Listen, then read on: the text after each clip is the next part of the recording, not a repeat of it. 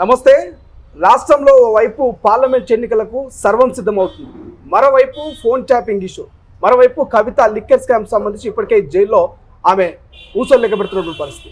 ఇక కొత్తగా మరో అంశం తెర మీదకి వచ్చేటువంటి ప్రయత్నం చేస్తుంది కాంగ్రెస్ పార్టీ సీనియర్ నాయకులు వి హనుమంతరావు గారు.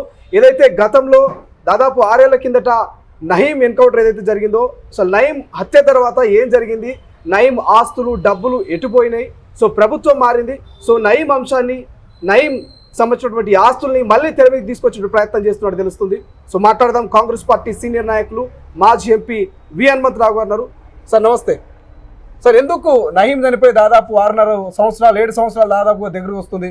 ఈ తరుణంలో పార్లమెంట్ ఎన్నికల తరుణంలో నయీం అంశాన్ని మళ్ళీ ఎందుకు తెర మీదకి తీసుకురాబోతుంది? నయీం అంశం తేవడానికి వాళ్ళు ఏమంటున్నట్టే మేము అందరూ 10 ఏళ్ల పరిపాలనలో మేము నీతి నిజాయితీ పరులం, మేము ఏ తప్పు చేయలే, మేము అవినీతికి ఆవిడ దూరం అని అంటున్నాం. మరి మీ పీరియడ్లోనే జరిగింది కదా నయీం. గ్యాంగ్స్టర్ ఎంతో మంది భూములు లాగేసుకున్నాడు. పోలీస్ స్టేషన్కి పోతే సార్ ఇట్లా నయీం నా భూమి 5 ఎకరాలు కబ్జా చేసిండు, నన్ను భయపెట్టిస్తుండు, చంపేస్తా అంటుండంటే పోలీసు వాళ్ళు ఏమన్నారు తెలుతారే, ఎందుకురా పోయి ఏదన్నా అడ్జస్ట్ చేసుకో 2 ఎకరాలు ఇచ్చేసానికి కడమ నువ్వు ఇట్లా తశ్వలు చేసిండు. దీనికి కారణం ఏంటంటే నయీం ఎప్పుడైతే ఎన్కౌంటర్ అయినప్పుడు అతని దగ్గర డైరీ ఉండే, ఆ డైరీలో ఏమేమి చేసినా అన్నీ ఉండే, ఆ డైరీ ఎక్కడ పోయిందో తెలియదు. 2వ పాయింట్, ఆయన చచ్చిన తర్వాత ఏదైతే డబ్బులు ఏమైనాయి, అప్పుడు శీర్షికలు వచ్చినాయి, గోనె సంచుల్లో మిషన్లతో డబ్బులు లెక్క పెట్టిరు, చేతితో లెక్క అన్నారు.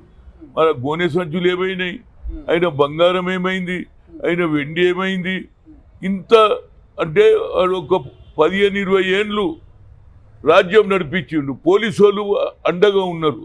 క్లియర్ చెప్తున్నా, పోలీసు వాళ్ళే అతనికి అండగా ఉండడం వల్ల అతను ఇష్టారాజ్యం చేసిండు. పేదోళ్ళ భూములన్నీ తీసుకున్నాడు, భయపెట్టించేసి. వాళ్ళు చెప్పుకున్నా అడిగేటోడు లేడు. పోనీ సిట్ వేసిండ్రు నాగిరెడ్డి గారిని. ఆ తర్వాత ఏమన్నారు, మీరు భూములు పోయిన వాళ్ళందరూ రండి మేము చూస్తాము. ఇప్పటివరకు ఆ భూములు ఏమైనాయి? మొన్న ఎవరో శివానందరెడ్డి అని కర్నూలు ఆయన ఎవరినో పట్టుకున్నారు, ఎస్పీ ఉండే. ఆయన కూడా ఆయన దగ్గర 2500 కోట్ల రూపాయల ల్యాండ్ ఉన్నది. ఎక్కడికి వెళ్ళి వచ్చింది? అది నయీం భూమియా లేకుంటే గవర్నమెంట్ భూమియా? ఈ భూమి మీద అంతా కావాలంటే ఈ ప్రజెంట్ గవర్నమెంట్, నేను రేవంత్ రెడ్డిని అడుగుతున్నా, మాటికి రేవంత్ రెడ్డి అది చేయలేదు, ఇవి ఎంక్వైరీ చేయండి. టెలిఫోన్ ట్యాపే కాదు, ఇది పెద్ద స్కామ్.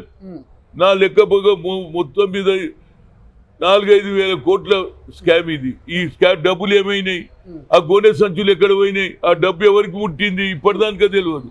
కనుక దాని మీద రేవంత్ రెడ్డి గారికి ఒక కమిటీ వేసి, ఎక్కువ లేదు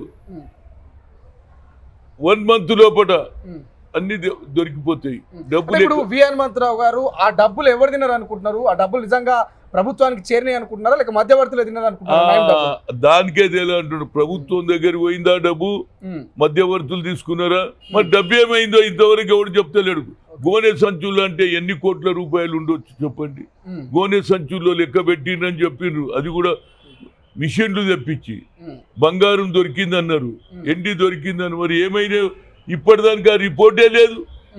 కనుక దానికి ఏమంటున్నారంటే రేవంత్ రెడ్డి గారు రిక్వెస్ట్ చేస్తున్నా, ఆ డబ్బులు ఎవరికి పోయినాయి, ఇది ఇవాళ రేపు ఏమైపోతుంది, ఆ డబ్బులతోటే రాజకీయాలు చేస్తున్నారు. ఈ డబ్బులతోటే ఎవరైతే గతంలో మంత్రులు ఉన్నారు, మంత్రులకు అందినాయా, శాసనసభ్యులకు అందిన, పోలీస్ ఆఫీసర్లు తిన్నారు, తెలియాలి కదా. నయీంను ఎన్కౌంటర్ చేసిండ్రు, ఒప్పుకుంటా, వాడు దుర్మార్గం చేసిండు. కానీ ఆ డబ్బు ఎక్కడ పోయిన పేదోనికి అందిందా? పోనీ ఆ భూములు ఇప్పటిదానిక లిటిగేషన్ అట్లనే ఉన్నాయి. ఆ భూములు కూడా ఇప్పటిదానికి వాళ్ళు కాగితాల దగ్గర పెట్టుకుని భయపెట్టిస్తున్నారు. ఇప్పటి కూడా గ్యాంగ్ నడుస్తూనే ఉన్నది. కనుక నా ఉద్దేశంలో అది చేస్తే మేము ఏం చేయలే, మా పాపం కాదు, మేము తినలే, అన్నిటికీ వాళ్ళు జవాబు చెప్తారు. మరి నయీం మీ పీరియడ్లోనే అయింది కదా. నయీంను ఎవరెవరు బెదిరించిండ్రు వాళ్ళ లెక్క కూడా తీయాలి కదా. నయీం బెదిరించిన వాళ్ళే కదా సీఎంను అప్రోచ్ అయితేనే ఆయన తర్వాత ఎన్కౌంటర్ చేయించాడు. మరి ఆ డబ్బు ఏమైందో నాకు ఇప్పటిదానికి అర్థం కాదు. కేవలం బాధితులకు అందించలేరంటారా? నయంకి సంబంధించిన బాధితులకు ఆ డబ్బులు ఆస్తులు పోలేవంటారా? బాధితులకు ఇప్పటిదానికి ఆ భూమి ఏమైంది? పేదోనికి భూమి దొరికిందా? వాడు 5 ఎకరాలు వచ్చినాయా? వాడు 3 ఎకరాలు వచ్చినాయా? అది కూడా తెలియకపోతే ఎట్లా? పేరుకే మేము చంపేసినాం. అరే పేదోడుకు పోలీస్ స్టేషన్లో పోయి అయ్యా మాకు అన్యాయం జరుగుతుంటే పోలీసు వాళ్ళే చెప్పబడ్డారు, నువ్వు పోయి తశ్వం చేసుకోరా, ఏదైనా ఇచ్చేసేయి, మా తోడు కాదు అన్నారా లేదా? It is a fact. ఈడికెళ్ళి అర్థానికే నడిపించిండు ఆయన. రంగారెడ్డి నుంచి నల్గొండ వరకు నడిపించిండు. ఇంపార్టెంట్ భూములు కూడా పెద్ద పెద్ద బిజినెస్ మెన్లకు కూడా అటు 50 కోట్లు పంపి 10 కోట్లు పంపి అన్నడా లేదా? మరి 10 కోట్లు 50 కోట్లు ఏమైనాయి? కనుక దీని మీద ఏ ఆఫీసరు భుజంగరావు ఎవరెవరో పేర్లు చెప్తున్నారు, నాకు తెలియదు. అవన్నీ బయటికి రావాలంటే ఆయన ఒక కమిటీ వేసి ఎంక్వైరీ చేస్తే ఎక్కువ రోజులు కాదు, 1 మంత్ లోపల తెలిసిపోతుంది డబ్బులు ఎక్కడ పోయినాయి. దాని మీద ఎంక్వైరీ చేస్తే తెలుస్తుంది. పేదోని భూములు ఉన్నాయి చూడు, వాడు కూడా సంతోషపడతాడు. అబ్బా ఏదో రేవంత్ రెడ్డి గారు వచ్చిండ్రు, ఇన్నేళ్ల నుంచి ఎక్కడ పోయినా మాకు తొవ్వ దొరకలే, నా భూమి నాకు వచ్చిందని వాడు కూడా సంతోషపడతాడా లేదా? చెప్పలేకపోతున్నాడు. అరే చెప్తారే పోలీస్ స్టేషన్ మొత్తం కొడుకు. ఇప్పటికా గ్యాంగ్ ఉన్నది కదా అక్కడక్కడ, కొందరు చంపేసి కొందరు పారిపోయిండొచ్చు. కానీ ఆ కాగితాలు పట్టుకొని కూడా ఇలా బిజినెస్ చేస్తున్నారు అంటున్నా.